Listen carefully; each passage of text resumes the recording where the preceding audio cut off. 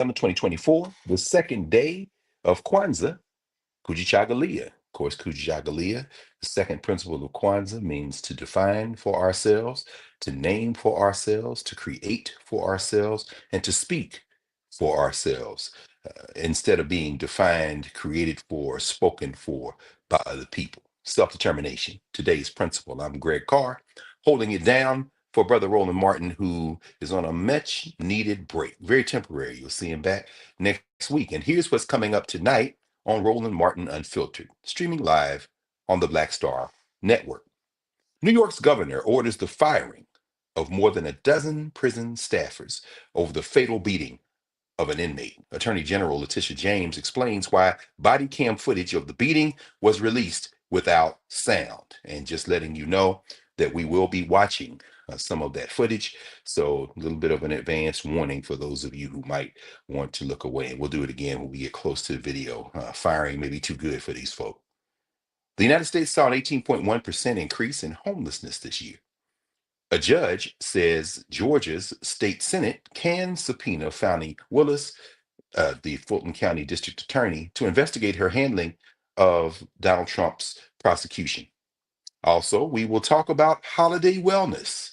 We're in that little season now between Christmas and New Year's, but of course, we're on the second day of Kwanzaa. Folks may be overdoing it, may have already overdone it. Well, we're going to bring in an expert to help guide us through these next few days. It's time to bring the funk on Roland Martin Unfiltered, streaming live on the Black Star Network. Let's go. He's got it. Whatever the miss, he's on it. Whatever it is, he's got the scoop, the fact, the fine. And when it breaks, he's right on time and it's rolling. Best believe he's knowing. Putting it down from sports to news to politics. With entertainment just for kicks, he's rolling. It's the go, y'all. It's Roland Martin, yeah. Rolling with Roland now.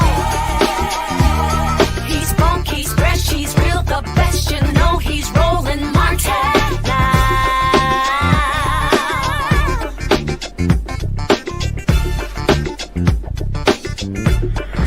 Martin!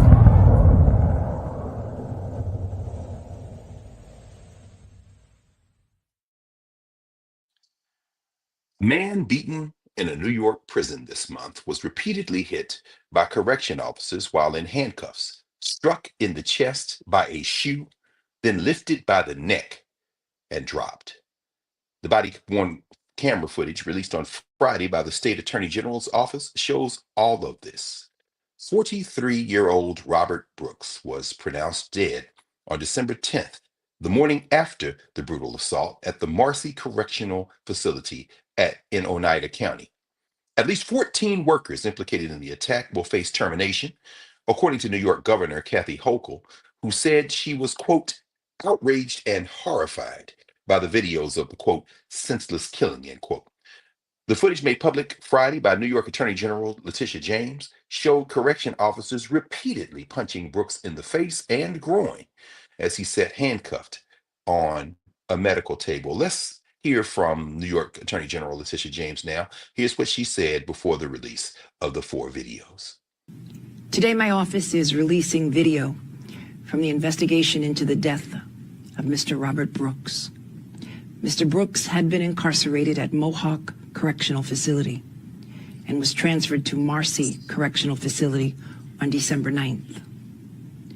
During the incident, he was handcuffed with his hands behind his back.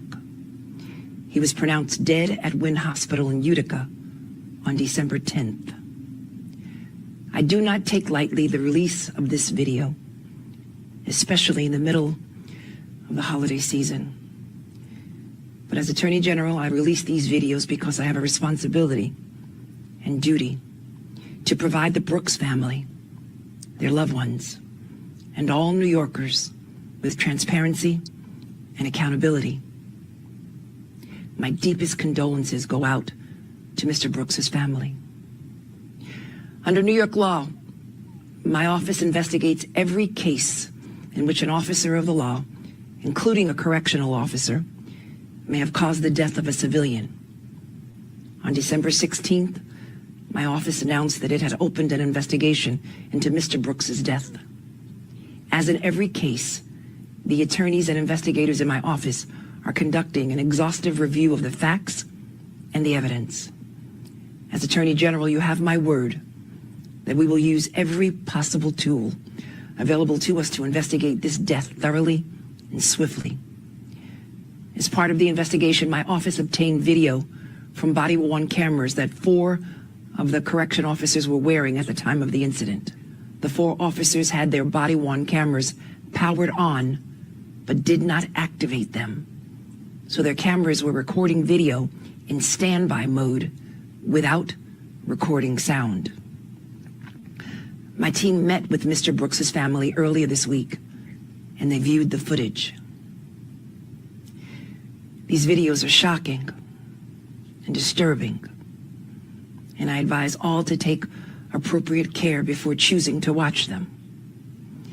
We are releasing 8 videos today from 4 officers' body-worn cameras. 4 videos, one from each officer, that each run for the full 30 minute length of the standby mode recording, and a second version of the same 4 videos, which have been cropped to show only footage involving Mr. Brooks and the interactions between the officers and Mr. Brooks. Again, I encourage taking caution before viewing. I want to reiterate that we are investigating this case thoroughly and using every tool at our disposal to ensure that there is transparency and accountability for the events that preceded Mr. Brooks's death. I also want to make clear that this video and the conduct of these officers should not reflect poorly on the work and professionalism of the countless correction officers and correctional facility nurses throughout the state who go to work every day to protect and serve those in their care. Okay, as Attorney General James said, the videos are hard to watch. She cautions us to, quote, take appropriate care before viewing. They have no audio. So we have 4 videos. The first will show in its entirety. Our team, and thanks, Carol, our team is telling us that the first video from Correction Officer Michael Along's body cam is little in the vicinity of a minute, just a little over a minute long. In it, Brooks is being brought into the facility like an animal. Team, can we watch the first of the 4 videos?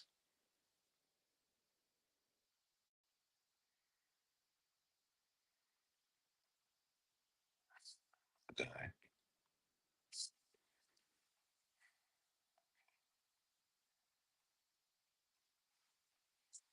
You heard General James said he's being transferred from Mohawk.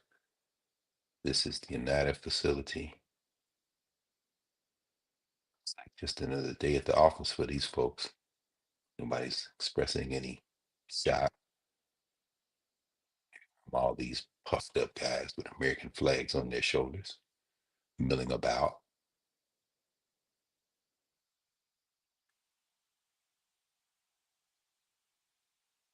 Right, glitch there. Okay. The next video is from Sergeant Glenn Trombley's body cam, and it shows exactly what happened when they got Brooks in that examination room. We saw him being taken in. This video in its entirety is 6 minutes and 41 seconds. We probably won't watch the whole thing. So this is the second video. Yes, this is Sergeant Trombley's body cam as he's coming in. You heard Attorney General James say that they did not have the sound on. They were in a mode that prevented the sound from being broadcast. So they're bringing him in here. Actually, we see a little bit earlier in the brutality as he's been carried in, not under his own power. And of course, we have our panel, Friday night panel. Brother Michael Imhotep from the African History Network, founder of African History Network, and Matt Manning, of course, Attorney Manning out of Corpus Christi, Texas. So, brothers, there is no audio here if any of either of you feel compelled to make any comments, or we just see here watch. We're about 41 seconds in. It's being so obviously it's whatever time it was. So it looks like Sergeant Trombley is bringing up the rear there. Yeah, it is his. It's a redacted video. Okay, now we're coming in. This is where we stopped with the first video. Michael along. Yeah, these guys right there pumped up fake courage. No black officers. Okay, the brother is sitting upright. Looks like he may have been able to be transported in his own power, but that wasn't going to happen. We can't hear anything as they're talking to him. Uh, Matt, how unusual is this, man? Have you ever seen anything like this, or kind of bringing somebody in like that? Yeah, I've never seen that, Doc. I've never once seen somebody transported in like that. And I'm kind of glad you asked me that, because one of the things that's immediately very concerning and strange is that this happened during an immediate transport. So how, it's presumably there's not already some relationship where they knew this person or had animus toward him, right? Because he's being moved to a new facility. So it's pretty unusual to see that kind of thing. But also, what I've seen on this case so far is that obviously he's handcuffed. I mean, he was being transported. So I don't even know that they can make any accusation he was in any way posing any threat. So I think part of the reason they got fired, Uh-huh. is, I mean, what you're looking at on the video, you don't see anything where he looks like he's making any kind of movements where they can say, there was any kind of threat he was facing or that they were facing from him. So I don't have any idea why this is happening this way. It's very unusual and extremely problematic, which is why I'm thinking the powers that be jumped to cut these people loose so quickly. Yeah, because it did seem very quick, right? I mean, the governor, look at this Mhm. man with his courage and his tiny fist. Oh, Mikey, what do you think, brother? I was reading the article from the Associated Press on this case, and I see that you have 13 correctional officers and one nurse that have been fired. And the first question I ask is, okay, so what caused, why is this altercation happening? He's already in handcuffs. So, because I haven't been able to find out, and I'm not even sure if they released this, what precipitated this and what's the cause of this, number one. Number two, the union for the correctional officers, even though they say they will defend them in court. Mike, just go ahead. Yes, sir. No, just very quickly, don't forget that point there. Here go these punks beating on this brother. This is another angle. This is Correction Officer Matthew Gallagher's body cam. Looks like we're picking up, and thanks, team. Looks like, look at this punk. Choke, what the hell? This is happening. This looks like it's picking up right around the same time that we paused Trombley's body cam. So this is Gallagher, Correction Officer Matthew Gallagher, picking up from there. And then after this, we'll see a little bit from Michael Fisher. But go ahead, Mike. You're about to talk about the union, the police union. Yeah. The union said even though they are going to defend the correctional officers in court, they said a union spokesperson said what we witnessed reviewing the body cam footage is incomprehensible, to say the least, and certainly not reflective of the great work that the vast majority of our membership conducts. But sure. the union condemned this behavior, which is strange for unions, because usually unions, like we've seen numerous police shootings, and the unions say the police officers fear for their lives, the police officers did nothing wrong, things like this. But here the union is admitting that the officers did something wrong, and the actions of the correctional officers is incomprehensible. So but it seems pretty banal to me. I mean, Mike, it sounds like what you said, Matt. They cutting them loose, or trying to, at least, to perhaps, and with all due respect to General James, who's doing an incredible job. She is part of law enforcement. And look at this punk. Looks like perhaps that, I don't know if that was the nurse, the man that came in and what appeared to be some kind of medical, and there he is again, who's also being cut loose. But one of the striking things about this absurd display of white nationalism is the banality. I mean, we talk about the banality of evil. Nobody is seems to be they're nonplussed. They're just kind of moving around in the facility. They're in the room. This punk over here is standing up, just kind of watching as if he's observing, somebody playing cards or just filing out a report. So is it surprising that they would close ranks and try to expunge these people from their ranks, perhaps to prevent a deeper investigation? Certainly, we don't have to worry about pattern and practice from the incoming white nationalist government of Donald Trump. So you won't Right. have Kristen Clark involved in this. But I don't know. I mean, was that one of the points you were trying to make, Matt? In fact, that perhaps this is why they move so fast. I mean, is this an outlying incident? We have no way of knowing, but I don't think any of the three of us are surprised at what we'll Well, do. let me be exceedingly clear, Doc. This is not an outlying incident. This happens every day. I've had cases just like this, right? What is an outlying incident is having it recorded as clearly as you're seeing on a body cam. So this happens to inmates everywhere across the United States. But what is an aberration here is that they've moved so quickly to, terminate their employment, because to Michael's point, the unions closed the phalanx ranks just kind of as a matter of course. So for them to say, hey, we think this is a bridge too far, that's a little bit unusual. But what I still don't understand is anything that makes any sense behind any use of force against this brother, because as you probably know, you have a 14th Amendment right to refuse medical care. So let's just go with the idea that, like, let's say this brother was being, intaked and they said, hey, you got to go to the infirmary. And he said, I don't want treatment. I mean, prisons have certain rules, but constitutionally, they can't even force him to take medical treatment.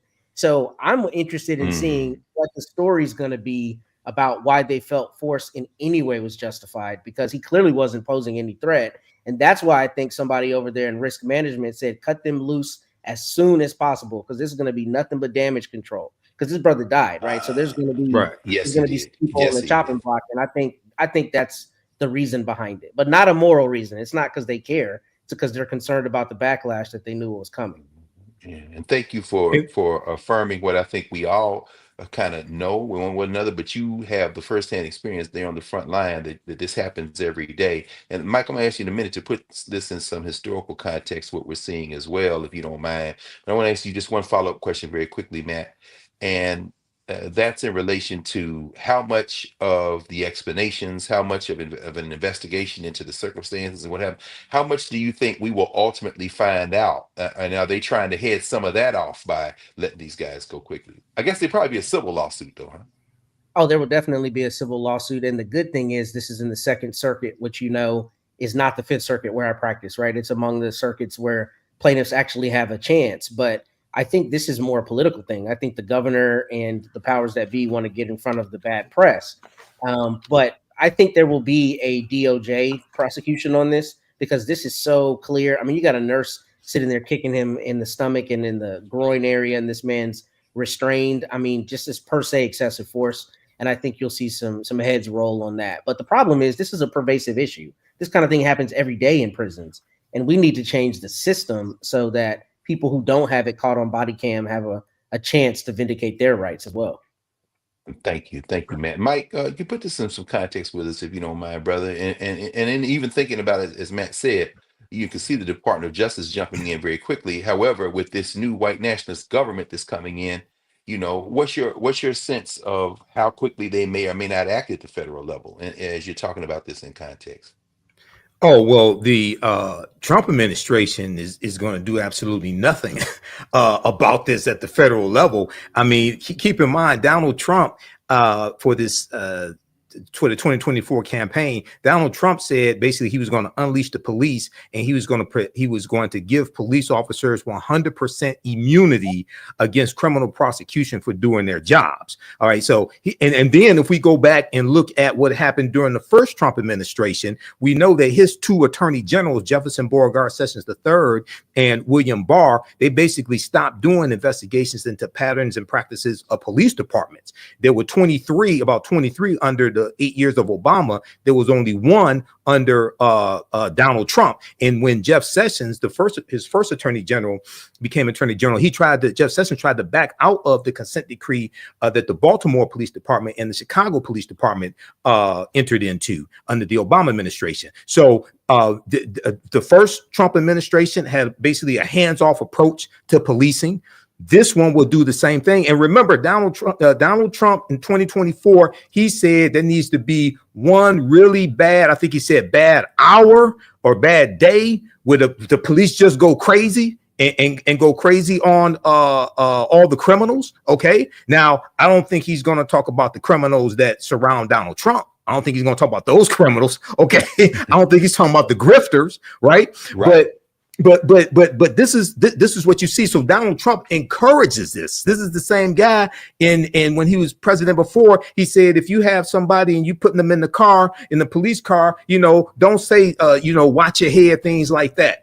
So he doesn't care. And lastly, remember, this is the guy that brought back the federal death penalty. The last 6 months he was in office and had 13 people executed, including 5 African Americans, when there had only been 3 people executed at the federal level over the previous 60 years. So these are things that Donald Trump likes. Well, I tell you what, actually it was a week ago today, wasn't it, brothers, that the white nationalist governor of Missouri, Mike Parson, was able to help his friend Eric Divanakari get out of prison after his rampages. He had been in prison, so this is on the week anniversary. We get this video.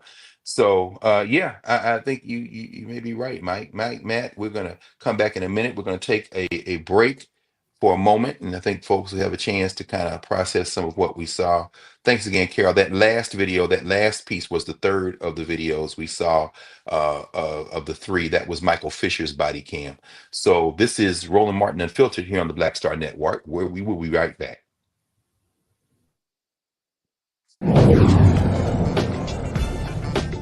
Now streaming on the Black Star Network. I was challenged by my uncle early on, before I even had a career. Like, I was maybe 8 years old, and my uncle said, what do you want to do? And I told him I wanted to be a rapper. And he said, okay, well, I don't know anything about the music business, so what you should do is learn everything there is to know about the music business, and I'll make sure that you have the resources to push you through. And so I went and bought books, All You Need to Know About the Music Business, hit me in. I just went and bought a bunch of books, just started reading as a 10-year-old, just reading. And so I learned, all things licensing, mechanical rights. I learned about publishing, learned about how composition is broke up into 2 pieces, the writer's portion and the producer's portion. But by the time I actually learned, I came back and I was ready to okay, I got it. He would go into prison. So I had all this information. All this knowledge. All this knowledge. You like, well, what am I going to do with it now?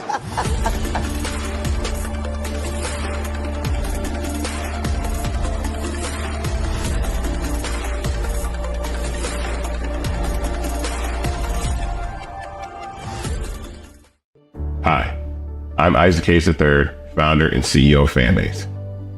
Fanbase is a free-to-download, free-to-use, next-generation social media platform that allows anyone to have followers and subscribers on the same page. Fanbase was built through investment dollars from equity crowdfunding from the Jobs Act. People just like you help build Fanbase, and we're looking for more people to help build Fanbase. We are currently raising $17 million in a Regulation A crowdfund on Start Engine. We've already crossed $2.1 million, but we're looking to raise more capital from people just like you that deserve the opportunity to invest in early stage startups without having to be accredited investors. So right now, I'd like you to go to startengine.com/fanbase and invest. The minimum to invest is $399. That gets you 60 shares of stock in Fanbase right now, today. And then use Fanbase to connect with friends, grow your audience, and be you without limits.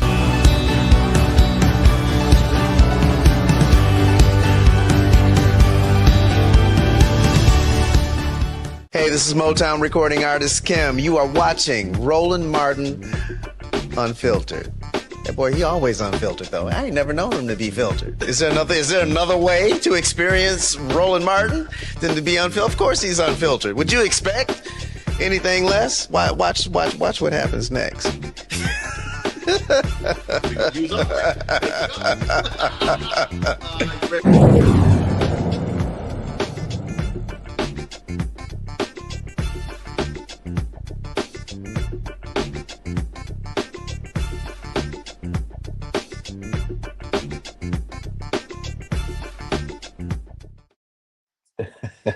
That cracks me up every time I see it. Kim is right. Is there any other way to experience Roland Martin other than unfiltered? Roland's taking a much needed break. I'm sure wherever he is out there in the world getting a little bit of rest, there is no filter there as well. So we're back here at Roland Martin Unfiltered on the Black Star Network on Friday night with Mike Imhotep and Matt Manning and myself, Greg Carr. And we're going to move now from one dimension of lynch law to evoke the great Ida Bell Wells Barnett out of Holly Springs, Mississippi. Lynch law in all its phases. We saw one of the phases in our first block, and here we are in the second block in North Carolina. A 20-year-old Black woman is fighting for her life after being doused with gas and set on fire. Ashanti Downey was rushed to the emergency room on December 16th with second and third degree burns down the right side of her body. Downey told police she was walking along Highway 27 toward a Dollar General in Harnett County when an unidentified man came up behind her, dumped gas all over her, and lit a cigarette that sparked the fire. No witnesses have been located, and authorities have not received any information from the public regarding this incident. Anyone with information is urged to contact Detective Ronald Beasley at 910-893-0151, the Hartnett County Sheriff's Office at area code 910-893-9111, the tip line at area code 910-893-0300, or submit a tip at p3tips.com. .com. There is a GoFundMe page that has been created to assist with Downey's medical expenses. There it is there. Looks like it's top 27,000. Certainly in this holiday season, in the season of reflection and thanks for family and community, people can dig deep here to help with her medical expenses. Her 21st birthday is on the last day of Kwanzaa, New Year's Day, the day of Imani, faith. My goodness. Gentlemen, any thoughts about this? Maybe we'll start with you, Mike. Again, lynch law in all its phases. Is this being emboldened by the current political climate? I mean, I know we don't know much about what happened, but any thoughts, initial thoughts, man? Yeah, we don't know much. I read the article on this from WRAL, so I don't want to read too much into it because the sheriff's department is looking for leads and they don't know what the motive is as of yet. But this is whatever it is horrific. It's horrific. She looks like a beautiful young lady, and burns over 70% of her body. It sounds like a cowardly act. Hopefully they find out what's behind this, what the motive was. What was this random? Was this somebody she knew? We don't know, but our hearts out to her. Hopefully she makes a recovery as best she can. We know her birthday's coming up, so and our hearts out to her family. But this is a horrific act that took place. It is, brother. Matt, man, I know you've seen just about everything we can imagine in your practice and in your walk through life and working. Somebody just come up douse gas on somebody, man. This kind of act of brutality. What do you think, looking at this and listening to this story? I'm just mystified, to use the language that the sheriff's office had in a press release. And I'll say first, I was actually bothered by that. I feel like law enforcement should always keep it close to the vest when they're investigating something like this that's just so uncommon and so horrendous, right? They need to say we're actively investigating, but it made it sound like they were throwing their hands up. And I don't think that's the right way to approach it. I will say that this is not the kind of thing that happens, randomly most of the time. But it sounds like what she told investigators here is that it was a man who randomly came up. So hopefully there is footage at the Dollar General or nearby locations, because usually what you find in this circumstance is they're going to be able to find that he bought gasoline in a receptacle at a nearby gas station, right? Or maybe somewhere close in the vicinity, and hopefully through the investigation, they can really figure out, kind of piece together where he was before and what happened, because presumably if she's walking along, unless she was picked up by somebody, there should be camera footage of vehicles passing nearby. So hopefully they do a thorough investigation and find it. But more importantly, I'm hoping that the DA's office makes this one of those cases where they don't offer any deals. They swing for the fences and put this person in prison for as long as North Carolina law allows, because this is just horrendous. And having had cases where people are burned by gasoline, this is among, one of the most painful you can incur injury. So I feel for her and her family. But hopefully in the state of North Carolina, they also have victims compensation. Like in Texas, we have it where you can receive money from the state for certain offenses. So hopefully her family will be able to receive some of that in the interim to help with her medical expenses. Yeah, we hope so. We absolutely hope so, Mike. I mean, in fact, there was news earlier today out of New York. I mean, we all saw the story out of Brooklyn. Brooklyn's DA, Eric Gonzalez, made a brief statement today after Sebastian Zapata Khalil, who was accused of setting fire to the lady on the subway last Sunday in New York, who actually died of her injuries. He was indicted on charges of murder in the first and second degree. So she was set fire on the subway last Monday. So Ashanti Downey has been harmed. Obviously, it's a horrendous act. She still has her life. We want to surround her in prayer and support her in any way we can. And as the old song, I think, was Sister Winona Carter, gospel singer, strange things happening every day. And this is it's a terrible thing, particularly in the holiday season. So, brothers, we'll be right back, everybody. Roland Martin Unfiltered will be right back after the break. And you are watching the Black Star Network.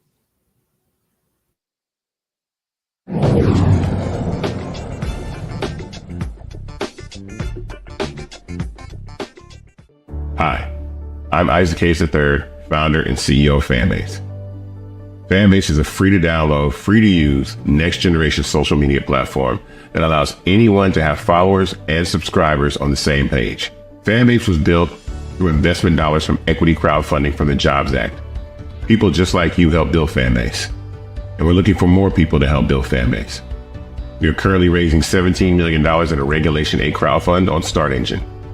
We've already crossed $2.1 million, but we're looking to raise more capital from people just like you that deserve the opportunity to invest in early stage startups without having to be accredited investors.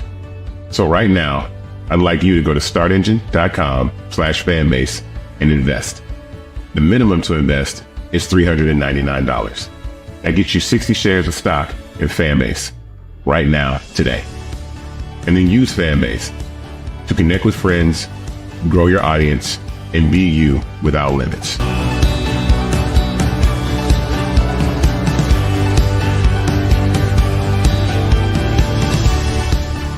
Now streaming on the Black Star Network. I was challenged by my uncle early on, before I even had a career. Like, I was maybe 8 years old, and my uncle said, "What do you want to do?" And I told him I wanted to be a rapper. And he said, "Okay, well, I don't know anything about the music business, so what you should do is learn everything there is to know about the music business, and I'll make sure that you have the resources to push you through." And so I went and bought books, All You Need to Know About the Music Business, Hit Me In. I just went and bought a bunch of books and just started reading as a 10-year-old, just reading.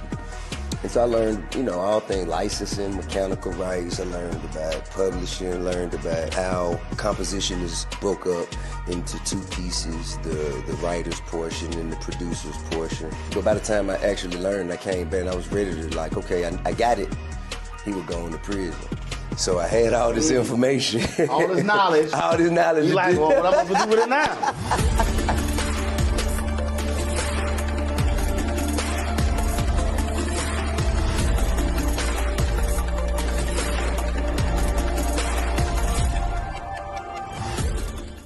Now that Roland Martin is willing to give me the blueprint, hey, Cyrus, I need to go to Tyler Perry and get another blueprint because I need some green money. The only way I can do what I'm doing, I need to make some money. So you'll see me working with Roland. Matter of fact, it's the Roland Martin and Cheryl Underwood show. Well, should it be the Cheryl Underwood show and the Roland Martin show? Well, whatever show it's going to be good.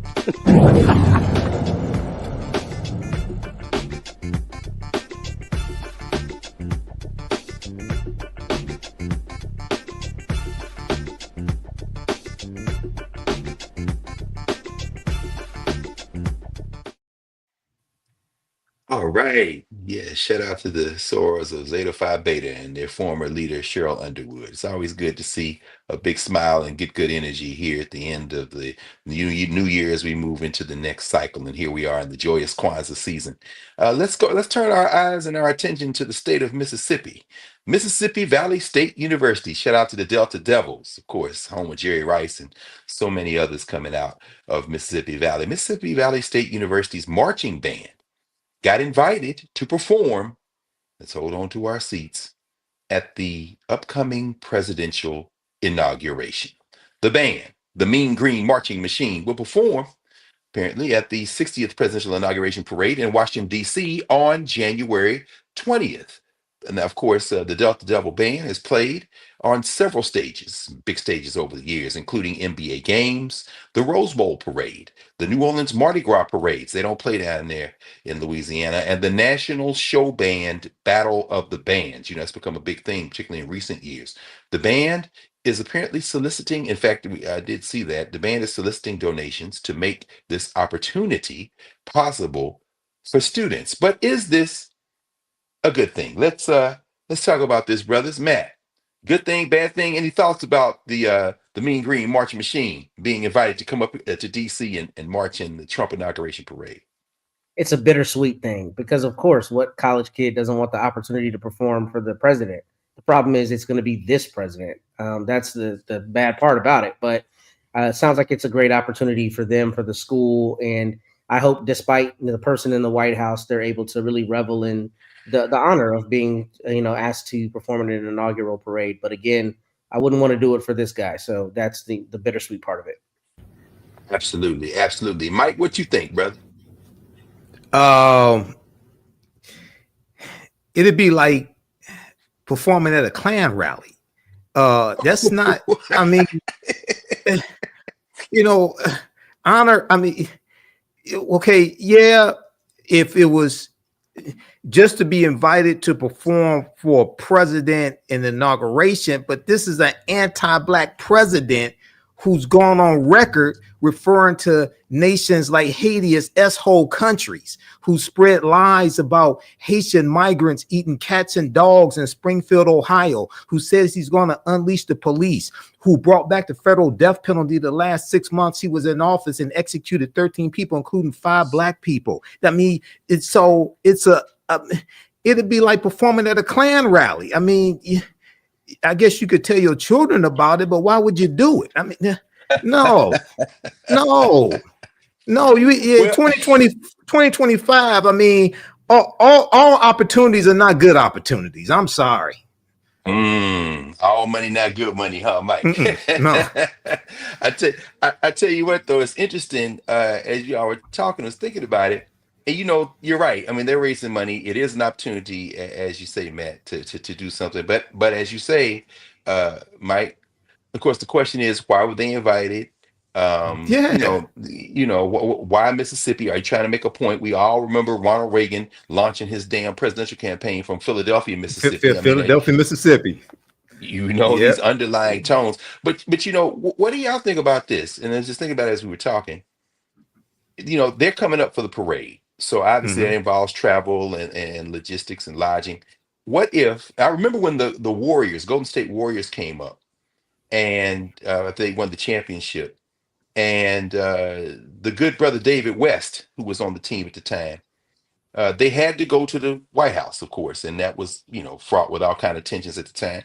But David West came up and stayed a little over and came by Howard because he's a big supporter of Yosef Ben Yakin, and he's a big, African-centered guy. He came on Howard's campus and came to my class and sat, and I said, well, is that David West? What you doing here, man? Hey, man, we had to come up here, but I wanted to come over here and spend some time. And so he ended up talking with the class. It's a beautiful thing, but I'm saying that as a prelude to this. I want to ask y'all about this. What if the Symphony of Soul, which is the marching band at the great Bowie State University, the magnificent marching machine of the great Morgan State University, the national treasure as they are called, the Showtime marching band at Howard, and the Thundering Hawks at the University of Maryland Eastern Shore. I'm just thinking about the closest bands in the area. What if they got together and maybe welcomed the Mean Green Marching Machine either the day before or maybe they stay overnight and maybe do something together to to kind of wash that taste out of their mouth. I don't know if that would be, I don't know. I mean, yeah, could this be nuanced, or could it be surrounded in a way to kind of say, okay, this is an opportunity, but maybe they do it at the National Museum of African American History and Culture. I don't know, But anyway, what y'all think? Well, the day of the inauguration is the same day as the celebration of Dr. King Day.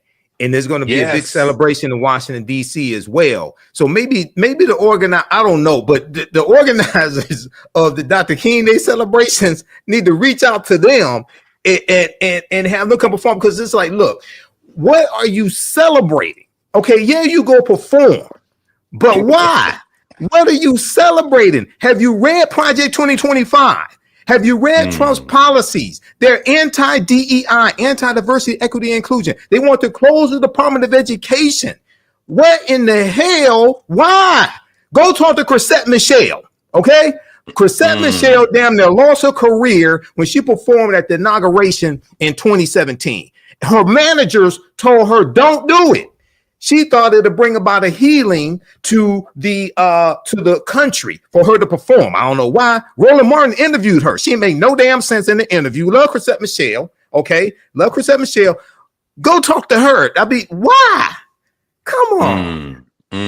Matt, what do you think about that, brother? Is it possible, Mike has kind of laid this out a little, since it is the King holiday celebration, might it be possible for Valley to fold in some other things, and maybe while they're marching through right quick for a parade, make this about something else? Or are they, as Mike says, running the risk of perhaps being known for something they don't want to be known for? Well, I'm glad you asked it that way, Doc. Mike is right, and I'm wrong about this. This is not an opportunity you take the more I think about it. I think he's correct. I think there are a lot of things they can do to try to salvage it, but there have been so many statements by this Trump White House and by Mr. Trump in seeking the White House again that I think he's right. I don't know that they would be canceled by like Chrisette Michele. It's obviously apples to oranges with her being an individual artist and this being the band. But, there is precedent for people saying, I am not coming to the White House to, celebrate with you because I don't stand with your ideology. And I think you're right. I think my first take on it was probably a little short-sighted. I think it's, quote, an opportunity. But when somebody tells you that they hate you, why would you go do something for them, right? I mean, and that's what Trump has done here. So I think there are a lot of ways they could make it good. They could come by Howard. It would be great for them to come by and have like a battle of the bands at Howard at the football stadium. I mean, that would be dope. But that's a great idea, man. Right. Hey, Greg. That's a great idea. Yeah. The Mississippi State Valley Band.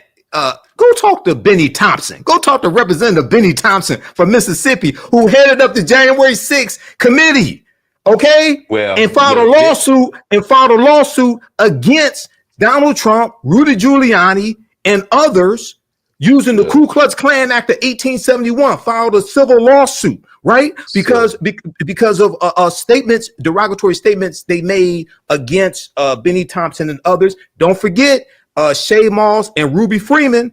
Okay, how he put their lives in jeopardy with the lies they told. No, y'all need to rethink this. Well, and on top of that, you're being used as a pawn because what everybody knows is what you said, right? So I think that's really what Michael put into focus for me, and I was a little short-sighted in my first answer because you've already told us you hate us. So the whole reason for you to call us is to say, I don't really hate them Negroes to say it the way I said I did the previous 200 times. So, you're playing into that.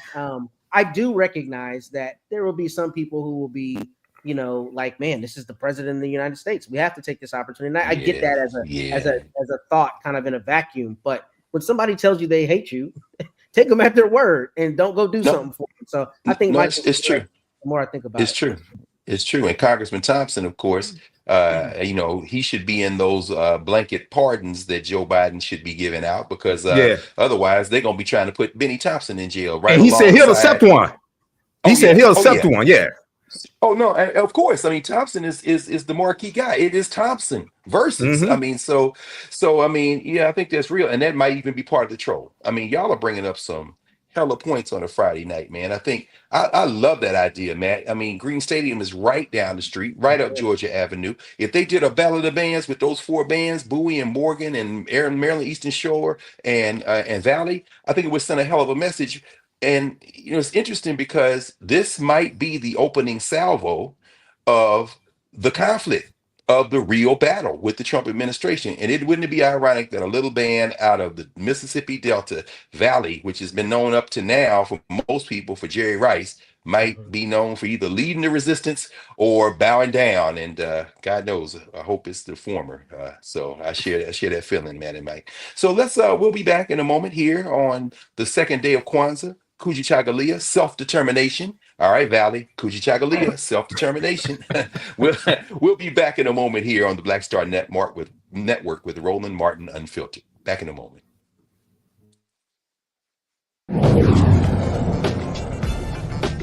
Coming soon to the Black Star Network. But y'all, when you're on that stage, or when you're and you're seeing 2 and 3, 4 generations in the audience, that's got to speak to you about the power of what y'all have become. Oh, most definitely. I think we were doing our show before our tour, before our break, and remember, I was watching this kid. I could not take my eyes off him because he was about 9 or so. He was sitting in the front row with his, Over on the right hand parents. side, yes. I was amazed that this kid knew everything, and I was like tripping to see how many songs this kid actually knew. And he knew them all. And he knew them all. We had to go over there and bring him on stage and take a picture with him, at the end of the show and stuff, because it was just that amazing. It's like, this is crazy. The music travels everywhere, like what Philip was saying, seeing this young kid. Then you hear our songs on commercials, cold commercials. Then you have the younger ones that hear our music in animation.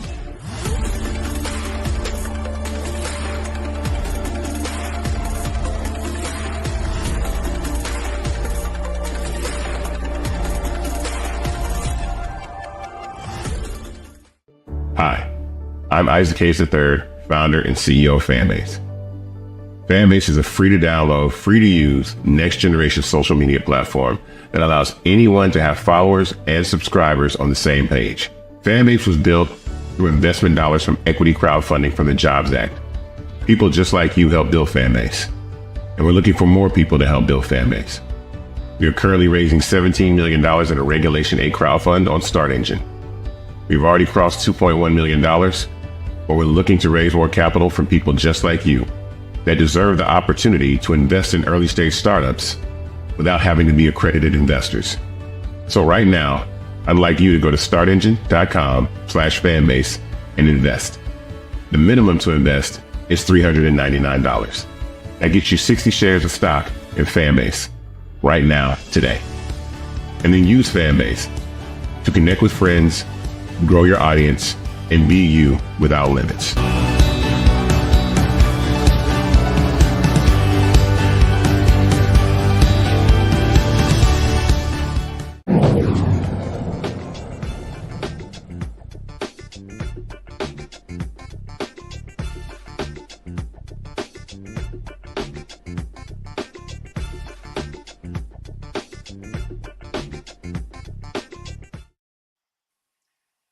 All right, friends, welcome back to Roland Martin Unfiltered here on the Black Star Network. Watching Brother Isaac Hayes there, thinking about Kujichagulia self-determination later on in the week in Kwanzaa, the principle of Ujamaa cooperative economics. It just feels like it's getting blacker at the end of 2024, preparing for 2025. Good advice, brothers, on Mississippi Valley State University. Looks like the folks who are watching kind of agree. Perhaps they should either miss the bus or just simply say we're not going to come. So let's turn our attention to the cold civil war that seems to be heating up in Maga land. Have your popcorn and tea ready, Representative Crockett? A MAGA world argument erupted on social media regarding race, immigration, and billionaires versus the working class. Shocked. The conflict started Sunday when Trump named venture capitalist Sriram Krishnan as his advisor on AI policy, artificial intelligence, not to be confused with intelligence. Krishnan's appointment triggered an anti-Indian backlash, rather. Shocked again. Anti-Indian backlash? Where's Junior Varsity Vance's wife at this point? Vivek Ramaswamy escalated the conflict with a post on X. blaming an American culture that, quote, venerated mediocrity over excellence, end quote, for the growth in foreign tech workers. Apartheid baby Elon Musk tried to defend this argument by framing it as using immigration to supplement rather than replace American workers' might. Brother, what the hell is going on? They can't look. And somebody, my man Lamont King on Sirius XM this morning. We were on this morning on a morning show, and Mike said, "Man, they talking smack in the layup line. They ain't even got to the game yet. They talking smack, you know." But Mike, what do you make of this, man? Is this a cold civil war heating up in Maga land? I mean, or what? I think it is, and I saw it coming because wait a second, you're talking about immigrants. Elon Musk is from South Africa. Elon Musk is an immigrant. Elon Musk bought Donald Trump for $277 million. Elon Musk donated $277 million and bought ads and all this stuff, invested $277 million in Donald Trump. He couldn't run for president. He's now a shadow president. You got some Democrats referring to him as President Musk. And then you have Vivek Ramaswamy, who was one of the most spineless people I've ever seen, kissing up to Donald Trump. But what this is all dealing with the H-1B visa program and how it allows immigrants who have highly technical skills to immigrate to the U.S. Well, Elon Musk and Vivek Ramaswamy, they're in the tech industry. They know they need those type of immigrants. And they know that in the U.S., they don't have a heavy emphasis on math and science. They're not dominating in the tech industries like that. And they know they need those immigrants. This is at odds with the non-college educated, white working class people that somehow thought Donald Trump was going to be their white savior, okay, and save the economy and bring down inflation, things like that. And this is coming to a head. Now, there's a song from 2000 by DJ Godfather that comes to mind, "Let Them Hoes Fight." I'm against calling women hoes, but let these hoes fight. No, step back, because this shit about to blow up. My goodness. And of course, Maga is finding out these hoes ain't loyal. But man, what do you think? Anyway, and of course, we're not talking about women, we're talking about paid hired guns in this case. Yes. And these two hired guns ain't loyal to you hillbillies in the hillbilly horde. Matt, what's your thoughts on this, man? Well, first off, I like how you came off the alley-oop, Doc. I like these hoes ain't loyal. Oh, no, brother. In any event, you know, it's funny, man, because you can't be a patrician and a populist at the same time. And I was always how this was going to work. I mean, you got billionaires. You have people who are the uppermost echelon, right? Convincing poor white people in rural Alabama and Mississippi to vote against their own interests. Right. This was inherent. Like, this was always going to happen. And I don't understand how anybody ever thought it would be sustainable to have people like Musk and Ramaswamy, who are upper crust, essentially trying to foment, you know, rebellion among the lower strata, if you will, and how it was not seen that it was going to come to a head that this exact thing happened. The conservative activists who were pushing back on that were saying, no, you need to be closing the borders and you need to be, you know, pushing back against immigration, despite the fact that the overwhelming people who come over on these visas have extraordinary educations. So this socioeconomic stratification has always existed, and it's never made any sense to me. And this is a perfect example of how it's not sustainable. So I don't know what he's going to do, but like I said last week on the show, I mean, Trump tries to give the illusion of being strong and powerful, and he's very clearly giving his government away to the highest bidder, Elon Musk. And it's just inherent that this is not going to be sustainable. They're going to eat themselves alive from the inside. Absolutely. He's already been rented out, brother. And like you said last week, I mean, it's not sustainable. Thanks for the lesson in political economy. Right. You can't be part of those two classes at the same time. We've seen that. Capitalism certainly has shown us that. But as of January 20th, to perhaps close out with another line from hip hop, there will be some hoes in this house. So you are watching Roland Martin on Black. You're watching Roland Martin here on the Black Star Network. I didn't know y'all had this kind of turn up imagery on Friday nights, man. Roland Martin Unfiltered on the Black Star Network. We're doing our best, Roland, to be unfiltered. We'll be right back. We'll be right back. What's up, y'all? Look, Fanbase is more than a platform. It's a movement to empower creators, offering a unique opportunity for everyday people to to invest in Black-owned tech infrastructure and help shape the future of social media. Investing in technology is essential for creating long-term wealth and influence in the digital age.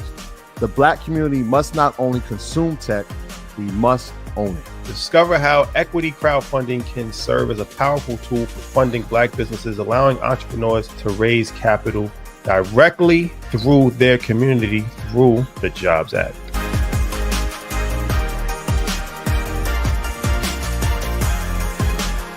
Now streaming on the Black Star Network. I was challenged by my uncle early on, before I even had a career. Like, I was maybe 8 years old, and my uncle said, "What do you want to do?" And I told him I wanted to be a rapper. And he said, "Okay, well, I don't know anything about the music business, so what you should do is learn everything there is to know about the music business, and I'll make sure that you have the resources to push you through." And so I went and bought books, All You Need to Know About the Music Business, Hit Me In. I just went and bought a bunch of books, just started reading as a 10-year-old, just reading. And so I learned, all things licensing, mechanical rights. I learned about publishing, learned about how composition is broke up into two pieces, the writer's portion and the producer's portion. But by the time I actually learned, I came back and I was ready to okay, I got it. He would go into prison. So I had all this information. All this knowledge. All this knowledge. You like, well, what I'm supposed to do with it now?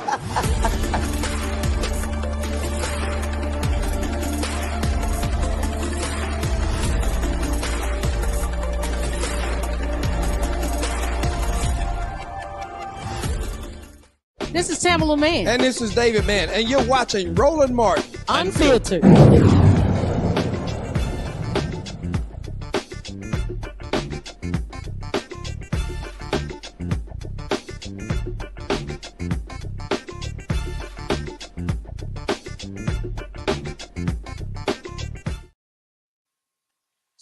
All right, welcome back to Roland Martin Unfiltered. And Matt, your idea about a battle of the bands is gaining traction, man. A couple of texts, people are fired up about that possibility. Hey, and by the way, the approaching storm marching band of the Delaware State University did not want to leave y'all out. That would be a finger in the eye, considering that that's Joe Biden's favorite HBCU for obvious reasons. And shout out to Deshaun Jackson, apparently the new football coach at Delaware State. These Negroes trying to have a rebellion over these HBCUs, man, bringing these cats in. Let's turn our attention here in the winter months here in the United States to the most vulnerable, many of the most vulnerable in our population here in this country. The United States saw an 18.1% increase in homelessness this year. The United States Department of Housing and Urban Development blames the rise on a lack of affordable housing, devastating natural disasters, and a surge of migrants. 23 out of every 10,000 people in the United States are homeless, with Black people overrepresented among the population. No surprise there. Family homelessness more than doubled in 13 communities impacted by migrants, including Denver, Chicago, and New York City. The increase in the homeless population, of the unhoused population over the past 2 years, contrasts with the success the United States has been having for more than a decade. Matt, you down there in a little bit more seasonable climate, but still, we see people on the streets everywhere in this country. Any thoughts on this crisis and how we might be able to address it? Yeah, and I'll keep it short. I mean, first, an 18% increase is huge. I mean, that's a big number. And the way my understanding is that they do this point in time is they count the number of unhoused people on a specific day at a specific time. So to have an 18% increase in 1 year is really astronomical to me, right? I mean, if you think about that increase, it's pretty substantial. But I think, Doc, one of the things we really have to grapple with as a society is how long we let private property rights go on before we start looking at the overall whole of a community. And I say that to say, I live in Corpus Christi. There are a bunch of commercial buildings that are vacant and have been vacant the entire time I've lived here. It doesn't make sense to me that our local government doesn't have some incentive program to help, reform those, because especially in a place like Corpus, it's so temperate throughout the year that we have a pretty large unhoused population. And I think we just have to figure out a way to be focused on the humanity of this rather than the private capitalist interest on this, particularly when we have a Supreme Court that we know has recently said it is not an Eighth Amendment violation to have a camping ban for a city to say you can't camp out in public. So obviously in the courts, we're not protecting unhoused people, and we have to find a better way to do it because this is abhorrent. Housing is a thing that should not be commodified to the point that we don't find a way that everyone has secure housing. It's like healthcare. This is things that we need as people, and we can't allow our governments to not do more to, you know, curb this tide. Absolutely, brother. Mike, what you think? Yeah, you know, this is really a tragedy, and this goes to a number of different things that came up during this previous election, largely brought up by the Harris campaign, because Donald Trump really had no policies to address homelessness or really focus in on the high cost of rent or the lack of housing stock, things of this nature. But we know back in, I think it was June, or July, I'm looking at this piece from USA Today, Biden to call for 5% cap on annual rent increases, a critical issue for voters. We know also that I think it was the Justice Department was cracking down on what they've stated was like collusion when it came to setting rental prices and the algorithms with the software programs that were being used by various corporations that own the rental properties. So you see this type of initiative coming from the Biden-Harris administration. You see Vice President Kamala Harris talking about the lack of housing stock and proposing policies to build 3 million new homes in the first 4 years to bring down the cost of housing. Then you look at a grifter like Donald Trump, who is not doesn't have policies to address the homeless crisis here in this country. And you know, and you're going to see more of this. It's going to get worse under the Trump administration. If he imposes his tariffs, okay, it's going to get worse. You're going to see probably the economy go into a recession, and you're going to see the unemployment rate increase, and it's going to get worse. This is how elections have consequences. So you know, this is bad, but Trump hasn't even taken office yet. Wait till he gets in office. Yeah, absolutely. And as our brother Adam Sarir, who is a New Yorker, wrote in his book, sometimes for them, the cruelty is the point. So they're not trying to solve a problem. They're looking for somebody to blame. So we're going to take a quick break and come back here at Roland Martin Unfiltered on the Black Star Network. We will be back in a moment. Second day of Kwanzaa, Kujichagulia, self-determination. Back in a moment.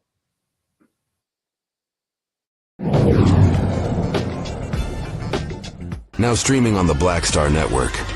I was challenged by my uncle early on, before I even had a career. Like, I was maybe 8 years old, and my uncle said, "What do you want to do?"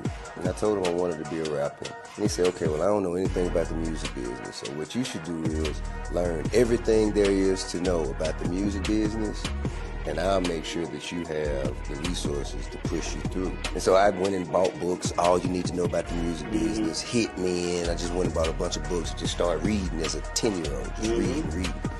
And so I learned, you know, all things licensing, mechanical rights. I learned about publishing, learned about how composition is broke up into two pieces, the writer's portion and the producer's portion. But by the time I actually learned, I came back and I was ready to, like, okay, I got it. He was going to prison. So I had all this information. All this knowledge. All this knowledge. You like, well, what am I going to do with it now?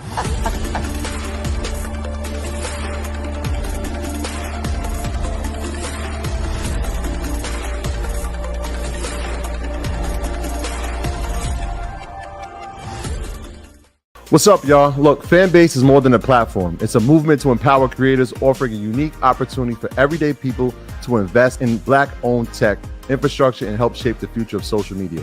Investing in technology is essential for creating long-term wealth and influence in the digital age.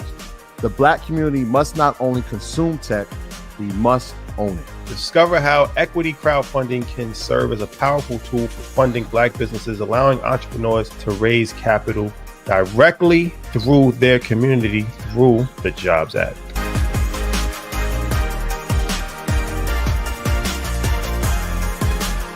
Coming soon to the Black Star Network. But y'all, when you're on that stage, or when you're and you're seeing 2 and 3, 4 generations in the audience, that's got to speak to you about the power of what y'all have become. Oh, most definitely. I think we were doing our show before our break, and remember, I was watching this kid. I could not take my eyes off him because he was about 9 or so. He was sitting in the front row with his, over on the with right hand Terrence. side. Yes, yes, And yes. I was amazed that this kid knew everything, and I was like tripping to see how many songs this kid actually knew. And he knew them all. And he knew them all. We had to go over there and bring him on stage and take a picture with him, at the end of the show and stuff, because it was just that amazing. It's like, this is crazy. The music travels everywhere, like what Philip was saying, seeing this young kid, then you hear our songs on commercials, cold commercials. Then you have the younger ones that hear our music in animation.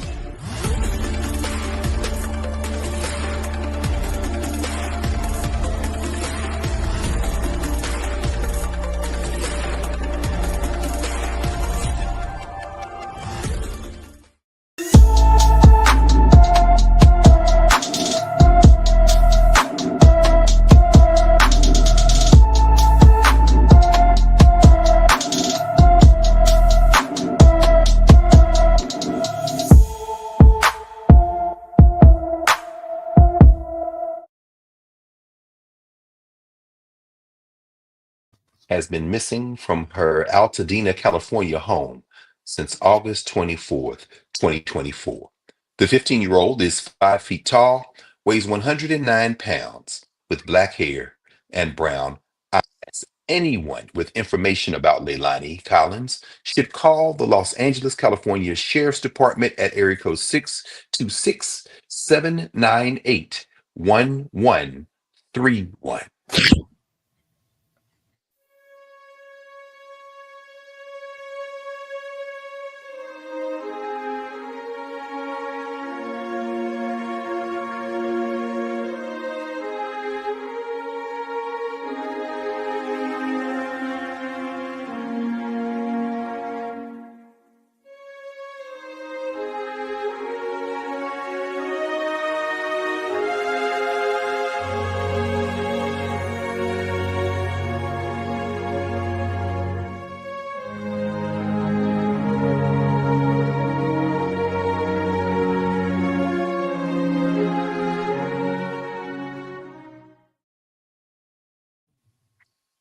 More breaking news. Another ancestor, a New Orleans-born, Chicago-raised Greg Gumbel, the renowned CBS sports anchor and commentator, has made transition at the age of 78.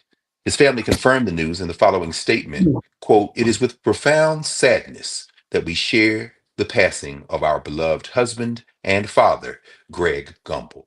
He passed away peacefully, surrounded by much love after a courageous battle with cancer. Greg approached his illness like one would expect he would, with stoicism, grace, and positivity. He leaves behind a legacy of love, inspiration, and dedication to over 50 extraordinary years in the sports broadcast industry, and his iconic voice will never be forgotten. Greg's memory will forever be treasured by his friends, his family, his dearest friends, his colleagues, and all who loved him," in quote, Marcy and Michelle Gumbel. Gumbel served as a play-by-play announcer and studio host for CBS Sports and spent years on air for NBC Sports. He won legions of fans with his work, hosting coverage ranging from the NFL Today to several Super Bowls and Olympic Games. Greg Gumbel, an ancestor at 78. A judge has ruled that the Georgia State Senate can subpoena District Attorney, Fulton County District Attorney Fani Willis to investigate whether she engaged in misconduct during her prosecution of President-elect Donald Trump. However, Willis has been given the chance to contest whether lawmakers' demands are overly broad. The order filed Monday by Fulton County Superior Court Judge Shakura Ingram says Willis has until January 13th to submit arguments over whether the subpoenas seek legally shielded or confidential information. Ingram wrote that she would issue a final order later, saying what Willis had to respond to. A state appeals court earlier this month removed Willis from the Georgia election interference case after Donald Trump and others citing a quote appearance of impropriety. Yeah, you would be experts on impropriety appearances, wouldn't you? Maybe get Matt Gaetz to weigh in as well. That might not typically warrant such a removal. The Georgia Court of Appeals, 3 Republican judges, said in a 2-1 ruling that because of the romantic relationship Willis had with Special Prosecutor Nathan Wade, quote, this is the rare case in which disqualification is mandated and no other remedy will suffice to restore public confidence in the integrity of these proceedings. They did that with a straight face and tongues, hopefully firmly in cheek, but of course you could hear the laughter as they did that. Willis's office immediately filed a notice of intent to ask the Georgia Supreme Court to review the decision. Finally, in this block, and we'll just read this and then ask you brothers to respond to any of the stories that we've just laid out. Federal authorities have charged a Missouri man for making racist threats of physical harm against employees of the National Association for the Advancement of Colored People in late 2023. 62-year-old Daryl Jaspering of Warrenton was indicted with 1 count of transmitting threatening communications and 1 count of interference with federally protected activities. For transmitting threatening communications, Jaspering faces a maximum penalty of 5 years in prison and a fine up to $250,000. Wait, then we got one more in the block. I'm going to read this one so then we can think about this, man. It's a lot going on. And obviously, these people seem to be more and more out of control with this double standard. Let's go to Virginia with a federal jury there. A federal jury in Virginia convicted a prison lieutenant and nurse for ignoring an inmate's medical crisis that led to his death. Former Lieutenant Sharonda Covington and registered nurse Tanya Farley, both of Chesterfield, were on duty at the Federal Correctional Institution in Petersburg, Virginia, in January 2021, when a 47-year-old inmate began showing clear signs of a neurological emergency. Instead of getting help, Covington and Farley ignored the inmate's worsening conditions, leaving him to suffer blunt force trauma from repeated collisions with walls and other objects. Covington was found guilty of violating civil rights and faces up to 15 years in prison. Both she and Farley were also convicted of lying to federal investigators, a charge carrying a maximum 5-year sentence. A third employee, Lieutenant Michael Anderson, previously pled guilty to charges related to the case and is already serving a 3-year prison sentence. Covington and Farley will be sentenced in May 2025. Brothers, any thoughts about any of these stories, beginning with any reflections on the life and career of Greg Gumbel, which I guess young people might not know who Greg Gumbel is. I mean, everything has exploded. There's no more just 3 networks.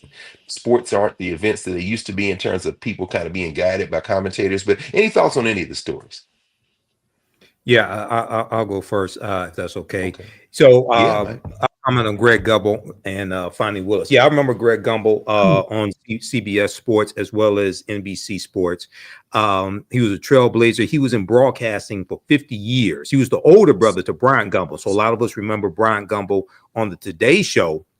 But you also had Greg Gumbel, who dominated in sports broadcasting. And he did it at a time when there were not a lot of African Americans in sports broadcasting, especially those who were not former like professional athletes, right? You see a Shaquille O'Neal, or you see some of the ones on ESPN or something like that. But Greg Gumbel was different. So he's an ancestor now. So our condolences to his family. With Fani Willis, she should definitely appeal this. I read the article from the Associated Press, and they're saying that there was this the state's appeals court earlier this month, removed her, saying that there's an appearance of impropriety, but they didn't specifically state what the impropriety is. Yes, she had a relationship with Nathan Wade, but the relationship developed after he was brought on to the case. Number one. Number two, I went back into my archives and looked at the article from 11alive.com out of Atlanta, Georgia, the news station out of Atlanta, Georgia. And they have an article, "No, it is not against Georgia law for a prosecutor to have a personal relationship with appointee." When you read this, it does not violate Georgia state law for them to be in a relationship. Okay. And this makes it pretty clear. Now, if there's some other thing, if there's something else, if they specifically targeted somebody to enrich themselves or something like that. But that's not the case here. And the defense, Michael Roman's defense, has not proven that's the case. They try to throw that up, but that got shut down when Fani Willis testified that she paid Nathan Wade back for the portion of the trips that he took her on, things like this. She paid him back for that. So this is them just trying to give Donald Trump an out and Donald Trump's cronies an out here. But this is not an appearance of impropriety, and they can't point to what the impropriety is. And last point, Michael Roman's defense team, there's a husband and wife team on the defense team raising the arguments against Fani Willis. And they're married. So come on. You know, it's two sets of rules. I mean, you appear in courtrooms every day, Matt. I mean, you've seen some things, I'm sure, and anybody who's ever been around the courts in any way, if you've been there in any sustained moment, you know all the stuff that happens before the judge puts on the robe and comes out on the bench would shock most people who don't know anything about. So how are you reading this, brother? Well, first I want to harken back to the last segment and say they some hoes. The Georgia Senate, they some hoes for this. And the reason is because, oh, I hear the laughter in the back. I like that. Because we know the issue is dead. The issue is already dead. You've already had open testimony about this issue. And I'm glad that they at least gave her the carve out to say that the office can say what's privileged or what's not privileged. But this is purely political. This is only to drag her name through the mud and continue attacking her because the prosecution is over. And frankly, at this point, when you have a prosecutor or any lawyer that's involved in a case, they have work product. So the idea that they're going to go through and check her work on something where they've already made this decision is to me purely political, and it's stupid. That's why you're seeing all these self-serving statements about, oh, she needs to come and respond to the subpoenas. But they didn't say that to Trump's people when they were trying to give them subpoenas for January 6th and they were openly disregarding them, right? It seems like that should go both ways, but it obviously doesn't because it's purely political. Now, I also always appreciate the opportunity to say that Michael is longer in the tooth than I am, but I do know Greg Gumbel. I have to say that, every time it's necessary. But I do know Greg Gumbel. I know March Madness. And, it's really interesting that we watch somebody on TV like him for so long and we welcome them into our homes and we develop a relationship with them, right? We just get used to them giving us information, giving us insights, and we don't always think about the fact that they are human just like us, and one day we won't have them to continue enriching us. But I wish the best for him and his family, and rest in power to the brother. And thank you for keeping us entertained and giving us all the insights you did for the 50-year career that you had. But they are some hoes as it relates to Fani Willis. This is not necessary. We know that. This is purely to drag her name through the mud. So that's my thought. No question. No question. It seems like the idea of contract labor for favors is becoming a theme on Friday night here, at least this Friday night. But yeah, they definitely are, man. Yeah, we're at an interesting moment. All these ancestors, as you say, that awful day will surely come for all of us. That being said, we're going into uncharted territory. We have been here before, as we know, in terms of being African people in this country. It's going to look a little different this time, though, and it does have a little bit of a feel. You go from the civility of a Greg Gumbel, the kind of way they presented themselves to Gumbel brothers and moving through the space, pushing back barriers, and then you got cats out here threatening the NAACP. You got people out here setting people on fire. There seems to be no guardrail. People are talking about guardrails. And I know as we get into the new year, we'll talk more about all of this because there are going to be some unexpected just twists and turns, to be consistent with the emerging theme tonight. I'm sure Trump and them think that when they get to the White House, it's going to be pimps up, hoes down. But I think they don't understand that there are no pimps. They ain't no pimps. They're shade tree politicians, just a rest haven. Anyway, I'm not going to go on with the Mac quote. So let's take a pause here for a moment. Roland Martin Unfiltered. We'll be right back here on the Black Star Network, and when we come back, we're going to turn our attention to those of you who may be just emerging from your Christmas meal and getting ready for New Year's revelry, and you might need some slow your roll or some rethinking or some moment of peace to begin to reset. Some of you overdid it day before yesterday. We're going to talk with a professional that's going to help us get through these holiday days ahead. Roland Martin Unfiltered, back here at the Black Star Network in a moment.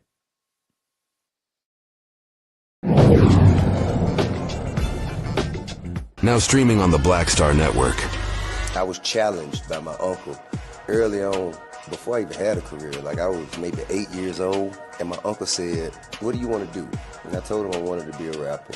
And he said, "Okay, well, I don't know anything about the music business, so what you should do is learn everything there is to know about the music business, and I'll make sure that you have the resources to push you through." And so I went and bought books, All You Need to Know About the Music Business, Hit Me In. I just went and bought a bunch of books and just started reading as a 10-year-old, just reading.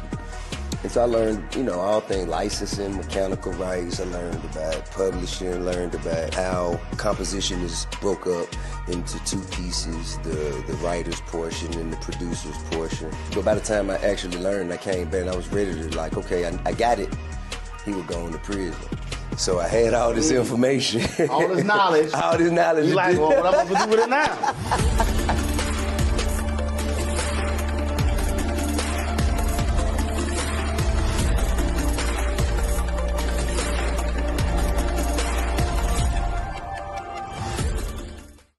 Hi, I'm Isaac Hayes III, founder and CEO of Fanbase. Fanbase is a free to download, free to use, next generation social media platform that allows anyone to have followers and subscribers on the same page. Fanbase was built through investment dollars from equity crowdfunding from the Jobs Act. People just like you help build Fanbase, and we're looking for more people to help build Fanbase. We are currently raising $17 million in a Regulation 8 crowdfund on Start Engine. We've already crossed $2.1 million, but we're looking to raise more capital from people just like you that deserve the opportunity to invest in early stage startups without having to be accredited investors. So right now, I'd like you to go to startengine.com/fanbase and invest. The minimum to invest is $399. That gets you 60 shares of stock in Fanbase right now, today. And then use Fanbase to connect with friends, grow your audience, and be you without limits.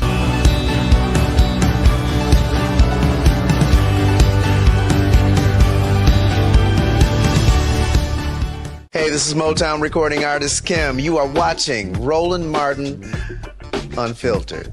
That boy, he always unfiltered though. I ain't never known him to be filtered. Is there another way to experience Roland Martin than to be unfiltered? Of course he's unfiltered. Would you expect anything less? Watch what happens next.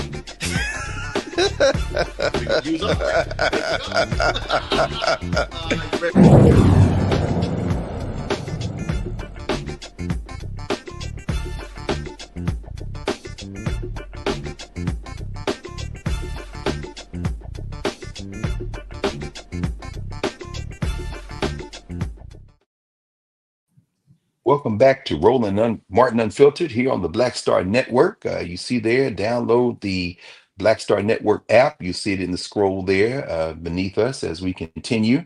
We are in the holiday season, Kwanzaa and Christmas and Hanukkah and all of the various rituals of celebration. And with the holiday season, with this great celebration come a lot of things, including great germs, among other things. According to a KRC research survey, 51% of Gen Zs and 36% of millennials experience FOMO, fear of missing out. Uh, Matt, somebody told me the other day they didn't know what long in the tooth meant. This was one of my students, and I'm like, wow. Well, you're looking at it when you're looking on the screen right now, a little long in the tooth. But I don't have fear of missing out. I have fear of missing sleep. But this is why adopting a routine to stay healthy during the holiday season is essential.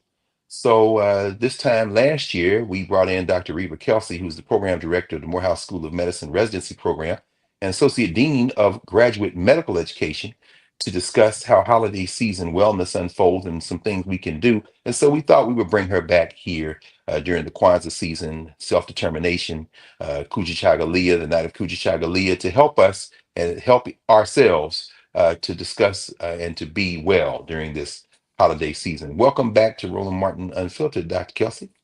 Thank you. Thank you for having me.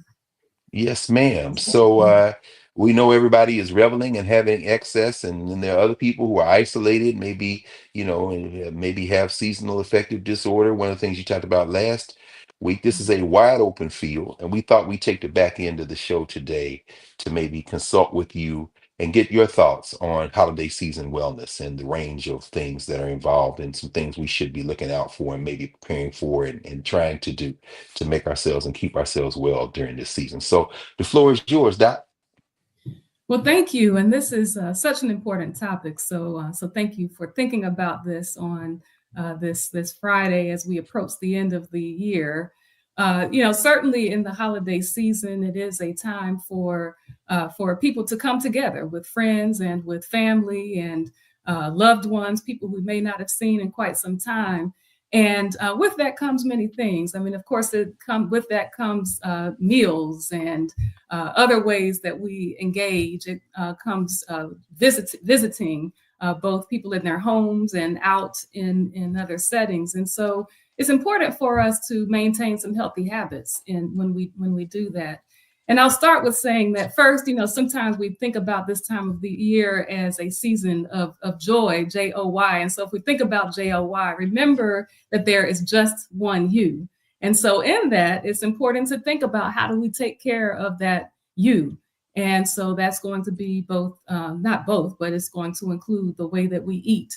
So ensuring that during this time when we are eating with friends and with family and these delicious meals, savory meals, sweet meals that are being prepared, that we are engaging in the social element of eating, but doing that in moderation. So certainly monitoring our portion sizes, and for those who have particular chronic diseases, things like high blood pressure or heart disease, we want to be very careful about the amount of salt that we're taking in. For those who have diabetes, to be careful about the amount of carbohydrates or sweets that we're consuming. Every year we see around the holidays, whether it's this series of holidays or others, we see in the emergency departments increased numbers of people who are coming in with flares or what we call exacerbations of these chronic diseases from overeating foods that perhaps we should not engage in.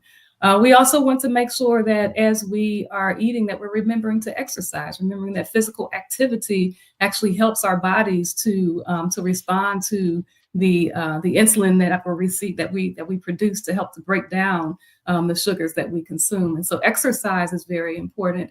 It's important not only for that reason, but also because we know that when we exercise, we release those good chemicals, those happy chemicals that we call endorphins. And so it helps with mood. And as you mentioned, last year, we talked about seasonal affective disorder. And so one of the ways that we work on minimizing the sense of feeling down during the holidays that some people do experience is through exercise. We know that spending time with people who we have healthy relationships with. So healthy relationships are an important part of reducing stress.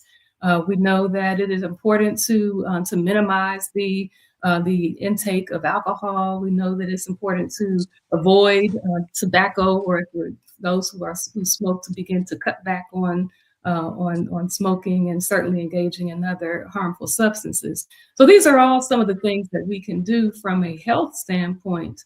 Certainly when we think about ways that we fortify our bodies, I talked about decreasing stress, because we know that when we're under stress, that some chemicals, cortisol, hormones, and those things that cause us to feel more stress and cause, as I talked about before, things like diabetes to worsen or to flare, cause our sugar levels to be elevated. It also attacks our immune system. When we're under stress, our immune systems are not functioning as well as they otherwise should. Getting adequate sleep is important. So, we talked about nutrition, we talked about exercise, we're talking about being around people who are with whom we have healthy relationships, minimizing those substances that are going to be harmful substances. And rest is really important also.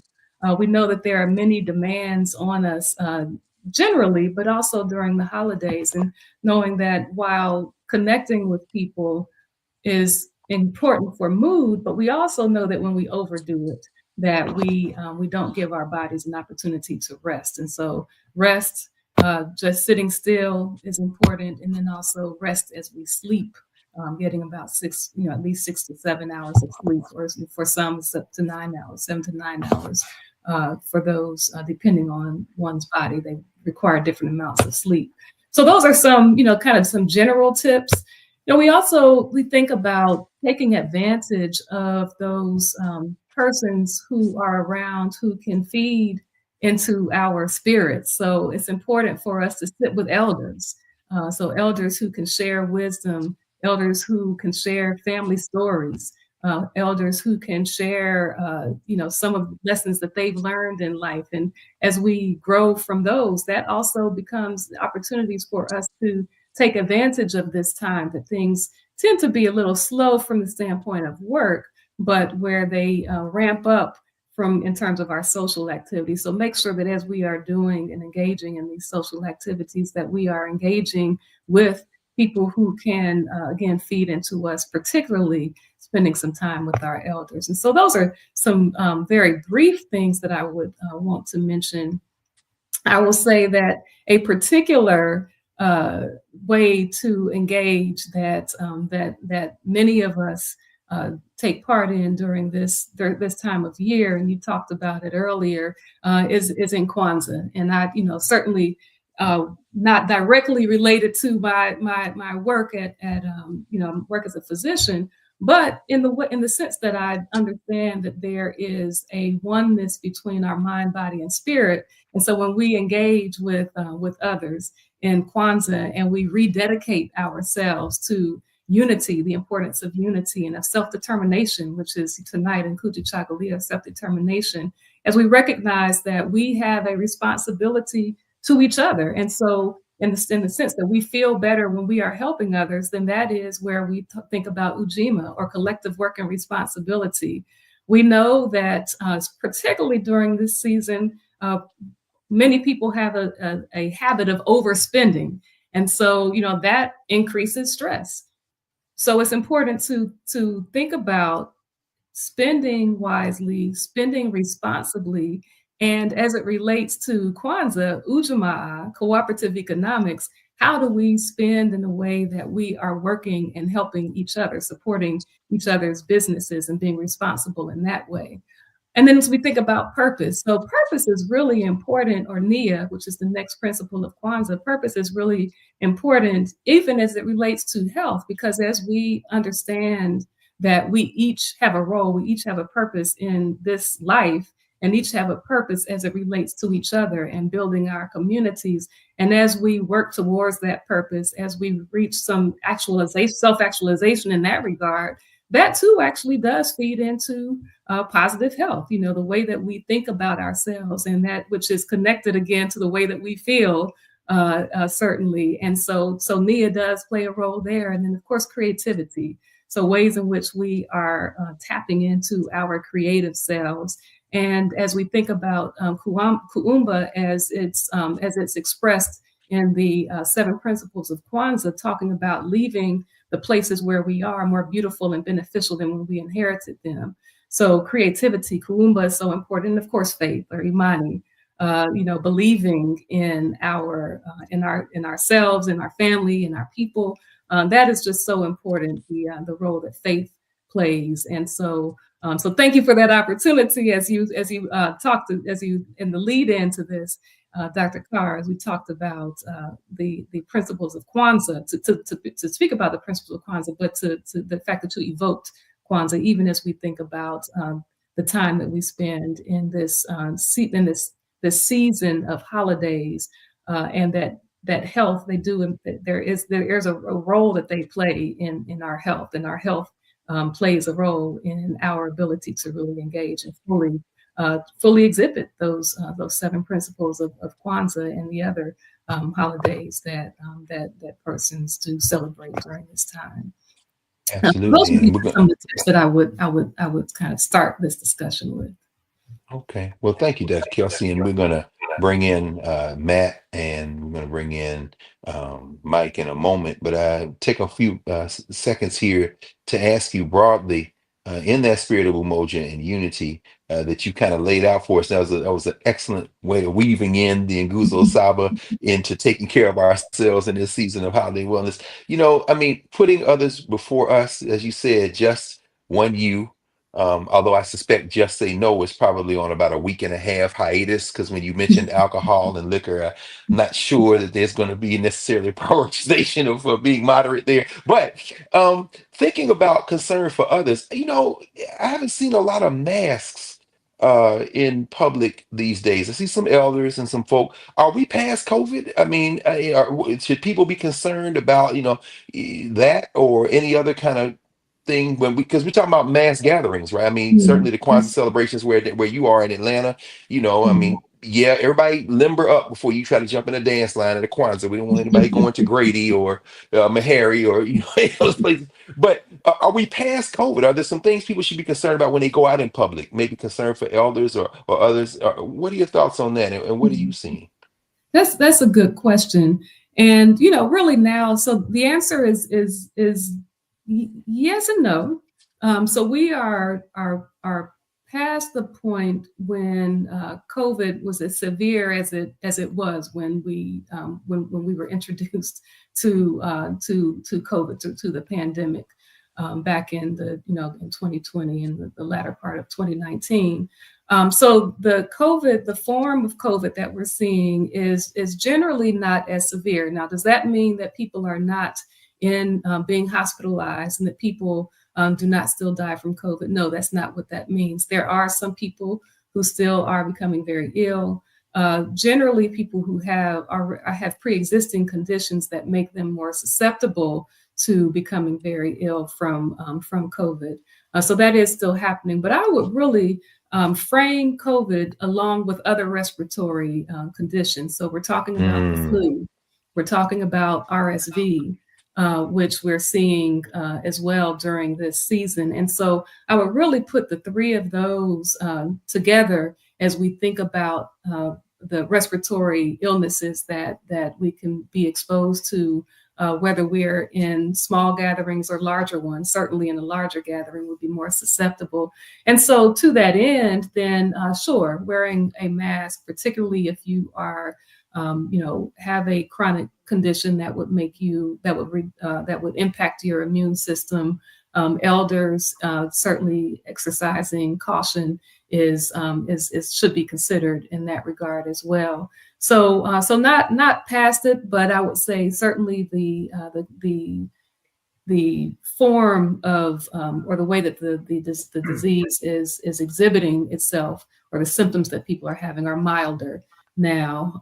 I would say also to that end, in terms of protecting oneself from all of those respiratory illnesses that I just mentioned, the flu, COVID, RSV, there actually are vaccines for those. And so it's recommended that, the flu vaccine and the COVID vaccine for most people, and then for RSV for those persons who are particularly at risk. And so of course, generally think about that as being a vaccine that young people get, but then now in the elders, so people who are 60 and over who have other chronic conditions, and then anyone who's over 75 years of age, regardless of their health status, it would be recommended that they get the RSV vaccine also. Thank you for that. Thank you, Dr. And the pneumonia vaccine, I didn't mention the pneumonia vaccine as well. Okay, well, good. In fact, we'll continue. We're going to continue this conversation on the other side of the break, and maybe ask you about timing. Maybe we want to get those shots, if we're going to get them sooner rather than later, before Bobby Kennedy Jr. gets his hands on vaccine policy in this country. But we're going to come back in a moment with you, Dr. Reba Kelsey, Morehouse School of Medicine, Michael Imhotep, Matt Manning, and I will be back with Dr. Kelsey right after the break. You're watching Roland Martin Unfiltered on the Black Star Network. Be right back.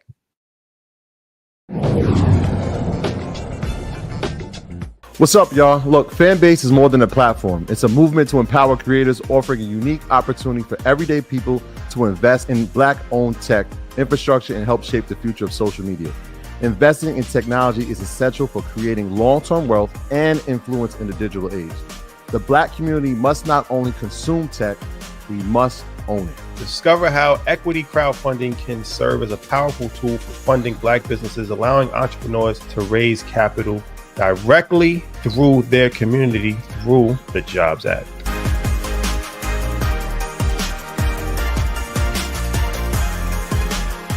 Now streaming on the Black Star Network. I was challenged by my uncle early on, before I even had a career. Like, I was maybe 8 years old, and my uncle said, "What do you want to do?" And I told him I wanted to be a rapper. And he said, "Okay, well, I don't know anything about the music business, so what you should do is learn everything there is to know about the music business, and I'll make sure that you have the resources to push you through." And so I went and bought books, All You Need to Know About the Music Business, Hit Me In. I just went and bought a bunch of books, just started reading as a 10-year-old, just reading. And so I learned, all things licensing, mechanical rights. I learned about publishing, learned about how composition is broke up into two pieces, the writer's portion and the producer's portion. But by the time I actually learned, I came back and I was ready to okay, I got it. He would go into prison. So I had all this information. All this knowledge. All this knowledge. You like, well, what am I supposed to do with it now?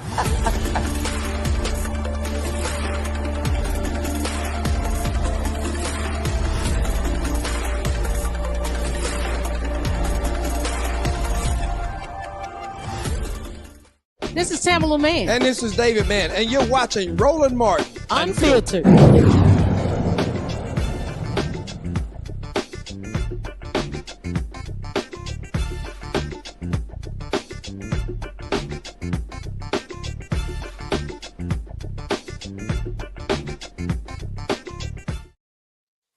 We're back. Roland Martin Unfiltered, Black Star Network. Last program of the year for the Fani panel, and we're back with Dr. Reba Kelsey. Check the chat. Looks like folks are getting their vaccine shots. They're getting their various shots. So I think the message is already penetrating, Dr. Kelsey. Let's bring our panel. Matt Manning. Matt, any questions, comments, thoughts in this conversation with Dr. Kelsey?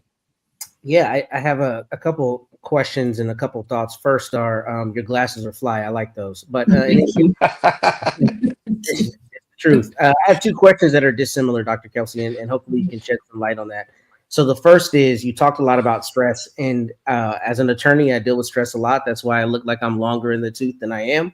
My question is, what suggestions do you have in terms of dietary responses? Are there specific things we can eat that help counterbalance some of the negative effects of stress, number one?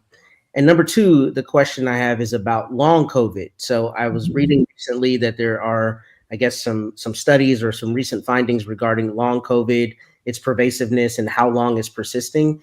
If you could, would you please elucidate us on what we should be looking for to see if maybe we're suffering from long COVID, how that's turning up, and how people can maybe protect themselves or get treatment if they're unaware that they're suffering from that? Sure.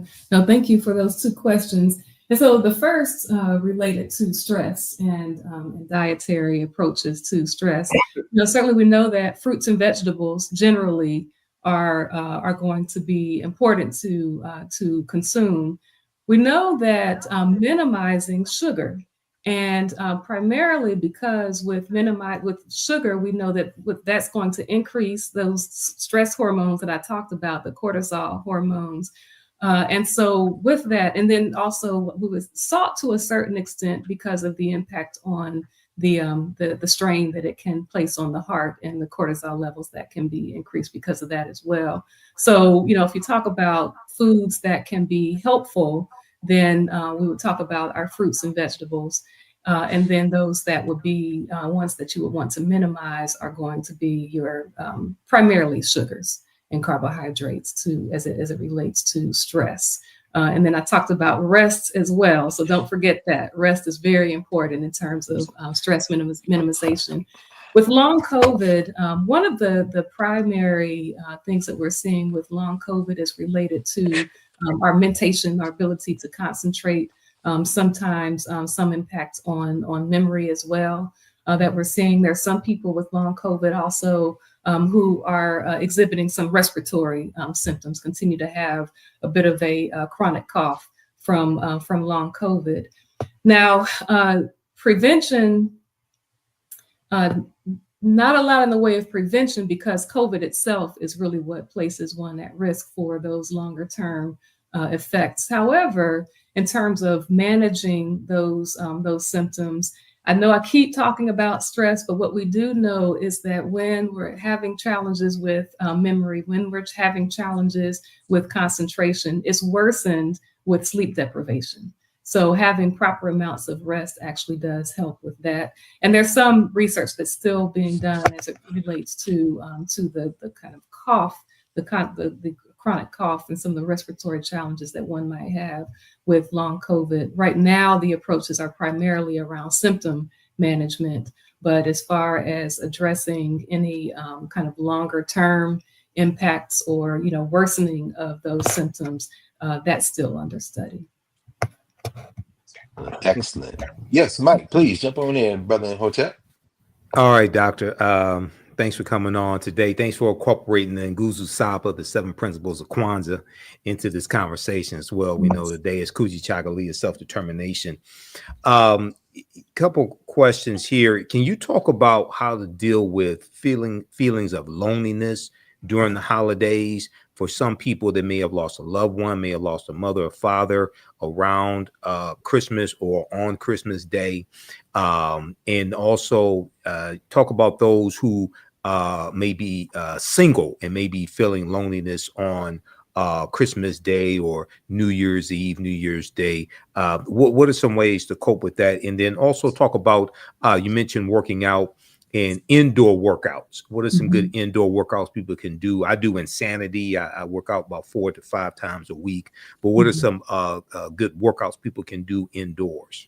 Yes. Yeah, now that's a very good question about loneliness. That is something that around the holidays that people do struggle with, particularly those who've had family members who have transitioned either recently or not. Just that thinking about times that that were spent historically with loved ones around the holidays. So some of the things that people have found helpful is, one, to spend some time reflecting on the positive relationship, those the positive elements of those relationships among those who have transitioned. And the other is to plan for this time by identifying those persons who you can spend time with. If there are other family members, or if there are other friends. And so there's some pre-planning in anticipation of some loneliness that one might feel around this time of the year.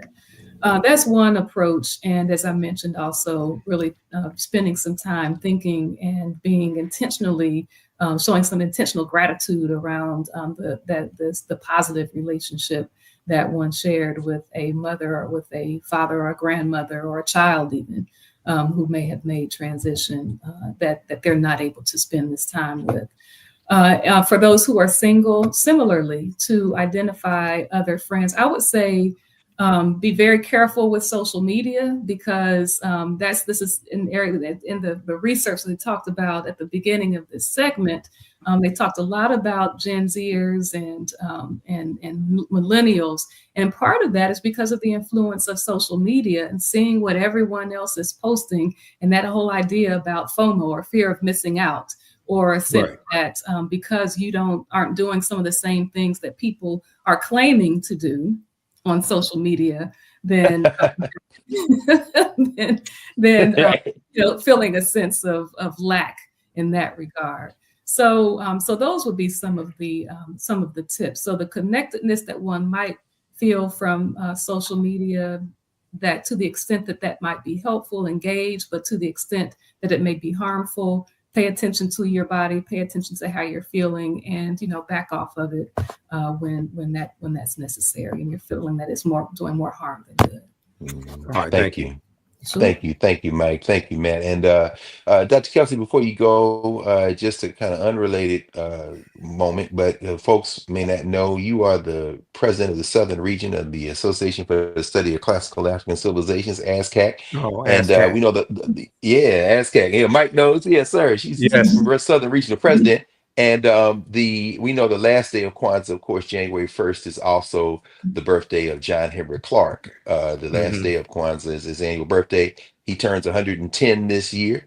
And apparently word on the street is there's some plans for a John Henry Clark kind of celebration to coincide with the regional ASCAC conference. Do you mind sharing with the Roland Martin Unfiltered community and Black Star Network some details about the upcoming regional conference in January? Absolutely. Yes. No, thank you. Thank you for inviting me to share that. So we will be gathering in Columbus, Georgia from January 24th through the 26th for the Southern Regional Conference of the Association for the Study of Classical African Civilizations. And we will, in fact, be celebrating the life of Dr. John Henry Clark by celebrating his 110th birth anniversary. The theme of our conference is the deep thought and wisdom teachings of Dr. John Henry Clark, past, present, and future. And so we'll talk about much of what his teachings were and how they apply to current day. There were sadly, some of the challenges that we were experiencing. We think about, he used to talk about how, we wore socks and underwear that were made by someone else. We should be able to make those undergarments and our clothing and things and be able to support our businesses. But beyond that, really his true deep scholarship in African history and culture, and how the principles are to be applied or can be applied to present day life is what we will be discussing and learning more and sharing about during the conference. On Sunday, we will do a special graveside ceremony in honor, again, of his 110th birth anniversary. And so we invite people to come and join with us with the Southern Region of ASCAC. The conference will be held at George Washington Carver High School. Very excited to be there. They will also be celebrating the fact that they are the statewide basketball champions. And so they'll be celebrating that at the school as well. But enjoy and would certainly invite those to come. We do have a registration. We'll be in person, and for those who want to engage and visit and be a part of the conference online, we will have a virtual component too. And the registration I will share quickly is tinyurl.com/ASCAC. That's ASCACSR for Southern Region 2025 REG. So I know that's supposed to be a tiny URL, but it's a little long. But after the tinyurl.com is ASCAC-SR 2025 REG for registration. And so we look forward to everybody, coming and joining us in Columbus, in person, or in Columbus, Georgia, that is, in person or online. So again, thank you for allowing me to share on that. Thank you, Dr. Kelsey. And before those Carver folks come after us, it was the football state championship they won. How you were together? Let's say basketball. Oh, absolutely. Oh my goodness. Yes, football. Yes, please. Football. Yes. Yeah. That's right. Oh, Yes, they're the state football champions. Yeah, no, I don't want them Georgia Negroes come knocking on your door. It's all right. Right. So anyway, right. All right, y'all. You. Of course, I know this is the last day of the year for the Friday panel. So as always, Brother Matt, Brother Michael, and thanks for joining us, Dr. Kelsey. We will see everybody on next Friday. Will be next year. So thanks for joining us tonight. And we will say goodnight. Thanks, Carol. Thanks, Keenan. Thanks the entire staff. Roland, get some rest, brother. Oh, and by the way, on the way out, why don't y'all hit that like button? Just go ahead and hit that like button if you can. Roland Martin Unfiltered here on the Black Star Network. And with that, we'll sign out the way Roland signs out. Holla.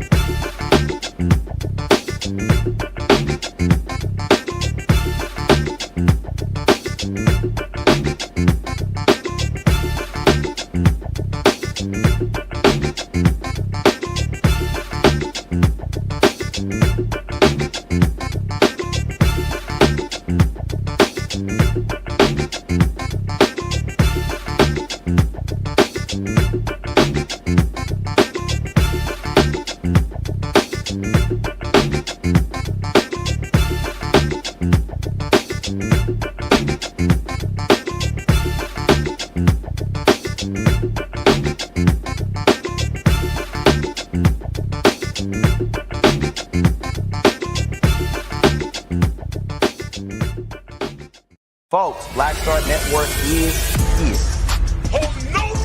I'm real revolutionary right now. Support this man, Black Media. He makes sure that our stories are told. Thank you for being the voice of Black America, Roland. I love y'all. All momentum we have now, we have to keep this going. The video looks phenomenal. See, this difference between Black Star Network and Black-owned media and something like CNN. You can't be Black-owned media and be scared. It's time to be smart. Bring your eyeballs home. You dig?